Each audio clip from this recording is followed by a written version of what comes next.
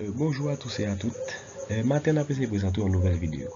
Vidéo ça, c'est dans le chapitre 3 dans le temps physique là, et qui c'est énergie mécanique. Donc, nous parlons de travail et théorème de l'énergie cinétique. C'est ce qu'on va voir. D'accord?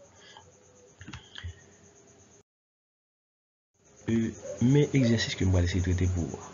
D'accord? Mes exercices là, je vais traiter pour vous. Donc, c'est dans le livre temps physique là, qui c'est exercice numéro 5. Donc, rapide vite dans lecture pour vous de exercice, c'est un pallet de masse 160 grammes lancé à une vitesse de A, 20 mètres par seconde, parcourt une distance AB de 20 mètres avant de s'immobiliser. Et on étudie son mouvement dans le référentiel terrestre. Petit A, dresser le bilan des forces qui s'exercent sur le palais. Petit B, quelle est la force responsable de son ralentissement? Petit C, exprimer le travail de chacune des forces. Petit D, écrire le théorème de l'énergie cinétique dans le cas présent. Petit e, en déduire la norme de la force évoquée à la question B. Pour nous répondre à la première question, ça en fait. Donc, nous allons essayer de schématiser, n'est-ce pas ça, la distance et puis les forces qui agissent, n'est-ce pas ça, sur le palais. Donc, pour dire qu'il y a trois forces, donc c'est la réaction normale, vecteur, et puis ça que nous relève le poids du palais même, je voyais. Et puis il y a une troisième force que nous relève la force de frottement. Donc ça sont FP2, d'accord? Donc normalement, lorsque nous lançons par là avec une vitesse de 1 mètre par seconde, donc distance les parcourant c'est 60 mètres, d'accord? Donc le palais a une masse, qui masse c'est 160 grammes. Donc il possède aussi un poids.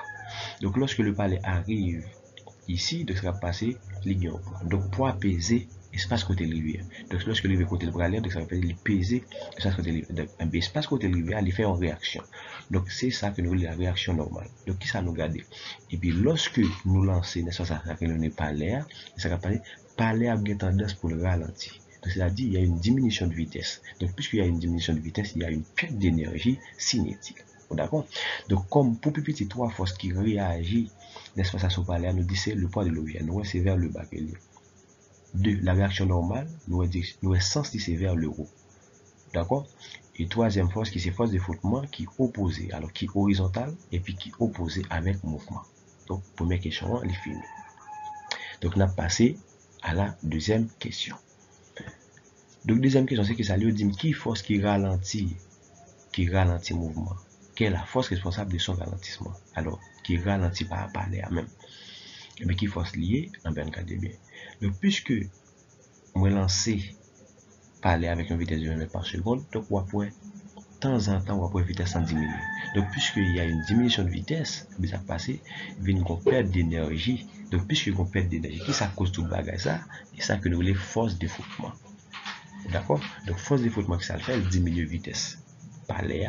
Et après ça, donc puisque palais a une diminution de vitesse, ça va passer, ben ça que nous voulons énergie cinétique là, la diminue. Pour qui ça nous dit énergie qui diminue? C'est parce que l'énergie cinétique d'un mouvement en translation dépend de la masse et de sa vitesse. Donc, puisque la vitesse là diminue, ça va passer, c'est l'énergie cinétique là qui diminue.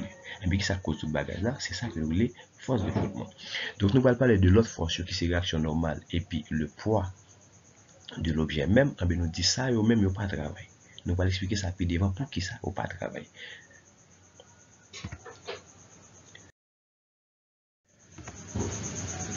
Petit c. Donc, nous demandons pour une baille expression chaque force. Chaque force pour une baille expression. Exprimer le travail de chacune des forces. Donc, premièrement, nous prenons le travail du poids. Parmi les trois forces de gagner, c'est poids, réaction normale et puis ça que nous relève force de frottement. D'accord? Donc, le travail du poids, c'est le scalaire de AB fois le vecteur P. D'accord? C'est ça.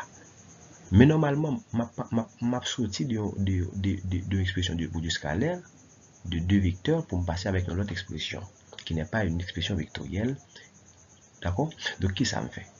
Donc, le produit scalaire de deux vecteurs qui ça baille, c'est norme nombre de AB. D'abord AB, donc c'est AB fois P et puis fois cos alpha. Donc lorsque je ai produit scalaire et produit scalaire de deux vecteurs, d'accord, qui ça le bail? Les bail, par exemple, AB, vecteur alors scalaire AB fois le vecteur P. Donc le produit scalaire de ces deux vecteurs-là, eh bien, il y a l'expression ça. Donc c'est AB fois P. Alors puisque P égale avec MG, AB fois cos alpha. D'accord? Donc puisque alpha, donc poids objet, on essaie de regarder pour nous. Poids objet, comment le dit? Nous te dit le poids de l'objet, c'est vers le bas. Et bien qui sont remarqués? Mais le poids de l'objet est perpendiculaire au déplacement. Donc, puisque le perpendiculaire au déplacement, il y a un angle de 90 degrés. D'accord? Donc, alpha, dans le cas ça pour nous, pas que ça n'a pas placé, on a placé le pas 90 degrés. Donc, lorsqu'on a le calculation de peser cos 90 degrés, ou après le bail 0. Lorsqu'on fait 0 fois tout ça, la bail 0,0 joule. Donc, ça, c'est le travail du poids. D'accord? Donc, si nous regardons bien après, le poids est perpendiculaire au déplacement. Donc, c'est-à-dire l'angle formé, c'est 90 degrés. Donc, puisque l'angle formé est 90 degrés, donc c'est-à-dire nous remplacer alpha par 90, donc la veine bail un travail nul. Expression ça nous va le besoin puis devant. Et deuxième façon de gagner, c'est travail de la réaction normale. Donc, troisième façon de gagner, c'est la réaction normale. La réaction normale, nous est représentée ici. Donc, c'est le vecteur P. La réaction normale, nous est représentée ici. Une fois représentée ici, qui sont pour marquer la réaction normale là avec déplacement tout. Donc, la réaction normale est perpendiculaire au déplacement. Donc, puisque le perpendiculaire au déplacement, mais ça va passer, eh bien, nous dit le travail de la réaction normale, c'est scalaire AB fois Rn. Donc, lorsqu'on a produit scalaire de deux vecteurs, qui ça le bail, eh bien, par exemple, AB, vecteur AB, scalaire AB fois et vecteur Rn, la ville bail AB fois Rn fois cos alpha. Donc, c'est le produit scalaire qui baille ça. D'accord? Donc, puisque alpha égale avec 90 degrés, pour que ça 90 degrés, c'est parce que Rn est perpendiculaire avec AB. Donc, l'angle formé, c'est 90 degrés. Donc, lorsqu'on fait cos 90 degrés, la baille combien? La baille 0. 0 fois AB fois Rn, la baille, nous venons au travail de 0,0 joule pour ça que nous relais Rn. Donc, ça, c'est Rn qui est là. Donc, c'est pas dans la tapé. Là, la tapé, nous juste font copie. D'accord? Ça, c'est Rn. Ça, c'est Rn. D'accord? Et on va remarquer, Rn avec P, il gagne même travail. Ça veut dire que les deux ils ont un travail qui est nul. Pour que ça, parce que tous les deux, ils sont perpendiculaires au déplacement. Ça finit. Donc, troisième façon de gagner, c'est force de frottement. Force de frottement, donc, le scalaire AB fois le vecteur F, petit f, en B, le produit scalaire de ces deux vecteurs-là, mais ça la baille. AB fois F fois cos alpha. Donc, puisque ça que nous relais force de frottement, donc les tangentes avec AB, il y a un angle ici, un angle appelé un angle droit. Elle dit un angle de 180 degrés. D'accord? De 180 degrés. Et bien, alpha, la égale avec 180 degrés. D'accord? Donc, puisque alpha égale avec 180 degrés, lorsque on fait cos 180 degrés, ça la baille moins 1. D'accord? Donc, et ça fait nous toujours dit, force ou bien travail de la force de frottement est toujours négatif. D'accord? Donc, si vous regardez bien, parce que pour qu'il s'allait, parce que là, il expliquait que ce type de travail là, son travail résistant que lui. D'accord? Et bien, si vous essayez de regarder bien, on va passer travail AB fois F égale moins AB fois F. Donc, ça, c'est travail de la force de frottement. Tout le monde va contre moins en sorti. Donc, nous dit le produit scalaire de AB fois F de ces deux vecteurs là, qui s'appelle la baille AB fois F fois cos alpha. Donc, l'angle choisi c'est alpha. Et bien, puisque angle nous là, pas bien, ça nous les forces de frottement, les tangentes à AB. Donc, il y a un angle, ouais, un angle, non seulement horizontal, force de frottement, et les opposé avec mouvement, il y a un angle ici qui est formé. Donc, cet angle, c'est un angle de 180 degrés. Donc, et ça fait nous dit alpha égale avec 180 degrés, en B qui vient by moins AB fois F. Donc ça, c'est fini. Nous finissons avec petit a, petit b, petit c, nous allons passer avec petit d.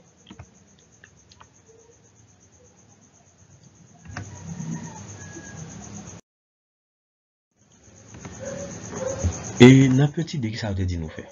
Je dis nous, excusez, écrire le théorème de l'énergie cinétique dans le cas présent. Donc nous écrivons le théorème de l'énergie cinétique dans le cas présent. Donc le mouvement se fait suivant AB. AB n'a dit la variation, donc ça c'est le théorème même de l'énergie cinétique. La variation de l'énergie cinétique entre A et B est égale à la somme des travaux des forces extérieures. Donc c'est ça le théorème de l'énergie cinétique entre A et B. Donc puisqu'on parle de la variation de l'énergie cinétique en B, donc on a fait une différence entre énergie. C'est-à-dire énergie cinétique en B moins énergie cinétique en A. Puisque nous disons est égal à la somme des travaux des forces extérieures, ça veut dire qu'on prend tout travail nous avons gagné. Travail force de frottement plus travail poids plus travail réaction normale. Donc ça, c'est le théorème de l'énergie cinétique dans le cas présent, c'est-à-dire dans le cas où le mouvement se fait en A à B. Donc ça a fini. D'accord? Maintenant, on dit à partir du théorème de l'énergie cinétique, nous allons essayer de déduire ça que nous est la norme ou bien la valeur de la force évoquée à la question B. La question B, c'était quoi? C'est la force de frottement ou encore la force qui permet le ralentissement mouvement. Et bien, ces forces de frottement, et bien, déduisons la norme de la force évoquée à la question B. Et bien, qu'est-ce que ça nous dit? Maintenant, le mouvement se fait en A à B. Le mouvement se fait en A à B. C'est-à-dire, lorsque le palais il saute avec une vitesse de 20 mètres par seconde, lorsque il arrive en B, ça va passer l'irrité. D'accord? Puisque l'irrité en B, ça va passer, nous dit, comme la vitesse est nulle en B, ça, pourquoi ça nous dit nul en B? Si je lance par l'air avec une vitesse de 20 mètres par seconde, lorsque l'arrivée en B, ça va passer parce qu'il nous dit la parcours de distance qui dit c'est la distance AB de 60 mètres. Distance c'est AB. Mais lorsque le palais arrive en B, ça va passer la arrêté. Donc puisqu'il a arrêté, donc il n'a pas gagné énergie cinétique. Pourquoi ça va gagner énergie cinétique? Parce que le mouvement, parce que li arrêté. Si l'arrêté pas de mouvement, si pas de mouvement, pas de vitesse. Et ça fait nous dit l'énergie cinétique en B est nulle. Pour qui ça nul? Parce que nous l'énergie cinétique c'est 1/2 mv carré. Alors là on a dit c'est 1/2 mvb carré. Pourquoi? En B il n'y a pas de vitesse. Pour qui ça pas de vitesse? Parce que le mobile s'arrête. Bon, le palais s'arrête, puisque le palais s'arrête, en B, il n'y a pas de vitesse, et ça fait nous dire l'énergie cinétique en B est égale avec 0. Moins énergie cinétique en A, il existe parce que nous avons une vitesse pour lui. Égal travail force de frottement. Donc, nous avons besoin de force de frottement. Donc, travail poids, nous avons dit égal avec 0. Travail réaction normale, nous avons dit égal avec 0. Donc, nous venons de qui ça? Moins énergie cinétique en A. Moins énergie cinétique en A, ça veut dire c'est 1/2 mva au carré égale moins AB fois F. Donc ça c'est ça, expression ça, c'est expression nous te joindre pour travail force de frottement. D'accord? Et lui-même nous remplacer par valeur là. Donc qu'est-ce que ça me fait? Donc nous gagne moins là, nous gagne moins, on dit multiplions par moins 1. Multiplions par moins 1 veut dire quoi? Veut dire que tout signe changé. Et dans premier membre avec deuxième membre, et ça veut dire, ça va passer, va venir être 1/2 mva carré égal avec AB fois F. Donc, F, ce que ça veut dire, je dis, déduire la norme de la force évoquée à la question B, qui c'est force de frottement. Force de frottement, lorsque je me tire, je la viens bailler mva au carré divisé par 2AB.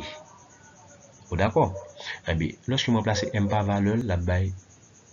Donc, nous convertissons ça en kilogrammes. Alors, 160 grammes en kilogrammes, c'est divisé par 1000. D'accord? C'est divisé par 1000, ça donne 0,160. VA, c'est 20 mètres par seconde. Donc, nous remplacer VA par VL. Puisque le carré, nous mettez le carré. Divisé par AB. AB, c'était 60. Donc, lorsqu'on fait... Et donc, ça, c'est 2 fois 60. D'accord? C'est 2 fois 60. Bon, je vais vérifier le résultat ça ensemble avant. Et on a pris 20 au carré. Ouais, 20 au carré. Et lorsque nous prenons 20 au carré, la baille 400, on a multiplié par 0,160. D'accord, ça va 64. Lorsque nous divisons par 2 fois 60, qui donne 120, et que nous avons le résultat ça. Nous jouons 0,53. Donc c'est ça. D'accord? Donc c'est 2 fois 60. D'accord? Donc nous dit c'est 2 fois AB. Donc AB est égal avec 60. AB nous dit c'est 2 fois 60 qui donne 120. Donc lorsque nous faisons division ça, nous avons une force d'effoutement qui ralentit par l'air qui est égal avec combien? Qui est égal avec 0,53 Newton. Pas oublier nous te dit bien avant, force d'effoutement il gagne même unité. Alors réaction normale là tu gagne même unité avec poids. Alors réaction normale et puis force d'effoutement il gagne même unité. Qui unité? Newton. D'accord? Donc nous finissons avec toute question nette. Donc on arrive à la fin de cette vidéo. Je vous dis à très bientôt pour une nouvelle vidéo.